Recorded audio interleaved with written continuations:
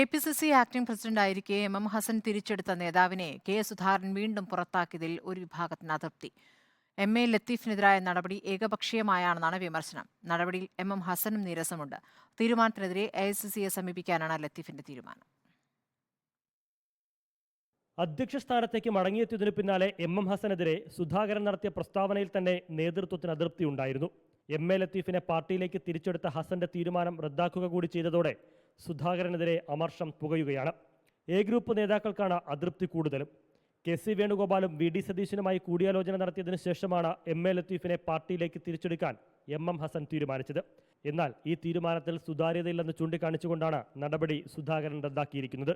ഇതിനെതിരെ എ.ഐ.സി.സി നേതൃത്വത്തെ സമീപിക്കാനൊരുങ്ങുകയാണ് എം.എ. ലത്തീഫ്. നീക്കത്തിന് മുതിർന്ന നേതാക്കളുടെ പിന്തുണയുമുണ്ട്. തന്റെ നിലപാടുകൾ ചോദ്യം ചെയ്ത സുധാകരന്റെ നടപടിയിൽ എം ഹസനും കടുത്ത അമർഷത്തിലാണ്. എന്നാൽ വിഷയത്തിൽ പരസ്യ പ്രതികരണങ്ങളിലേക്ക് പോയി കൂടുതൽ വഷളാക്കരുത് എന്നാണ് കേന്ദ്ര നേതൃത്വം സംസ്ഥാന നേതാക്കൾക്ക് നൽകിയിരിക്കുന്ന നിർദ്ദേശം.